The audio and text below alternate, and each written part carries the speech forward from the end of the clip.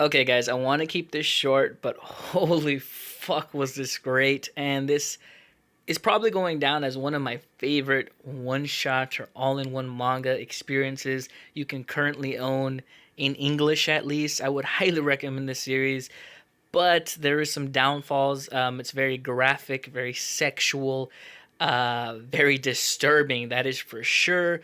But all of it is it's so out there, it's so over the top that a lot of the times it can be seen as a comedy because it's so exaggerated when it does so, but it's just a great story overall, very demented, very twisted. It's a story about this light club, this group of very, I want to say, ill-guided youth.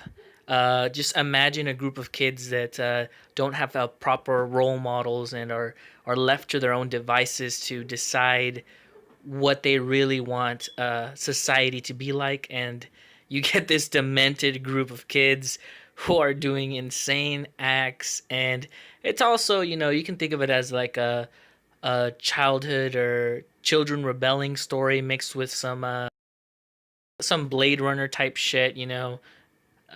What makes us human, because there's a robot in this that they worship or that they create, better yet, and this robot, they attempt to make it human.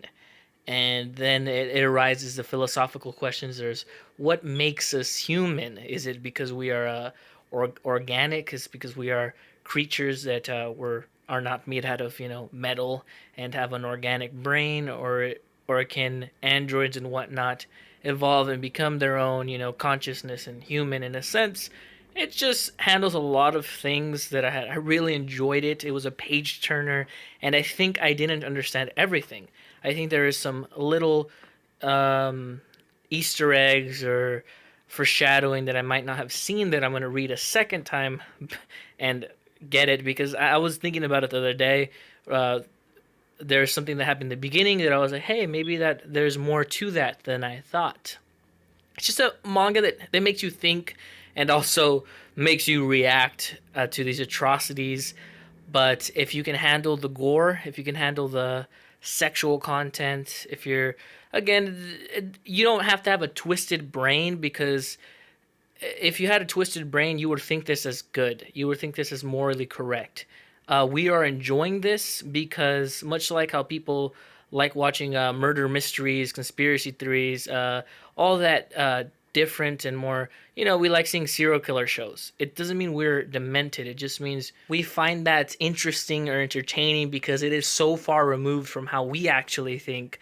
Or I'm assuming, I'm talking for all of us here, or most of the population, that we don't think that is correct, and we get intrigued that people actually think this way, that monsters are out there actually committing these acts. And that's why I found this such a great read. Then again, I don't think this is for everyone, but for me, I thought this was amazing. I thought this was an amazing story. I thought the characters were fleshed out. Each one had their own motive. We were each given their side of the story. There's a few that were killed off without having much, but being much more than pawns. But they actually note that some of these characters are just pawns, and some of them hold a higher purpose. So this is mostly just a rambling because I just really loved this series, and I can't wait to read more of his works. I'm actually interested in reading No Longer Human now, because it's from the same mangaka. And something Picasso, Gecko Picasso, might read that too, because holy fuck, this was great. It is definitely in my top 5 one-shots all-in-one manga of all time. You guys have a great day. Toast your cat out.